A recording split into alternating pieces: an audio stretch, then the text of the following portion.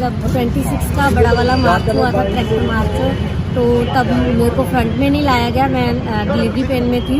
और उसके बाद जब ये लगभग 1.5 मंथ के हुए हैं, तभी मैं इनको यहाँ पे लेके आई हूँ।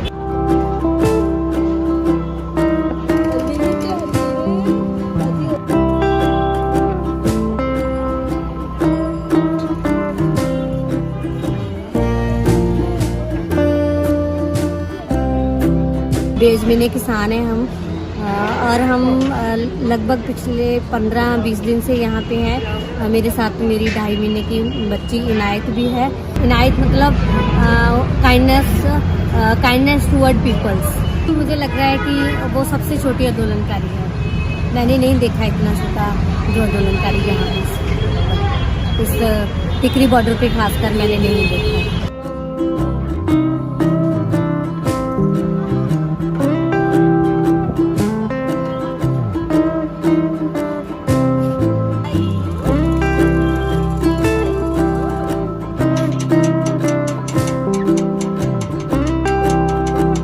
जैसे कि वो एक लड़की है, तो लड़कियों को बहुत कंजस्टेड से माहौल में रखा जाता है, एनवायरनमेंट में। तो मुझे लगा कि मेरी लड़की के लिए ये वाला जो माहौल है उसकी डेवलपमेंट के लिए बहुत अच्छा है, तो तभी मैं उसको यहाँ पे रख रही हूँ। यहाँ पे उसकी ज़रूरत ज़्यादा है आंदोलनकारी की।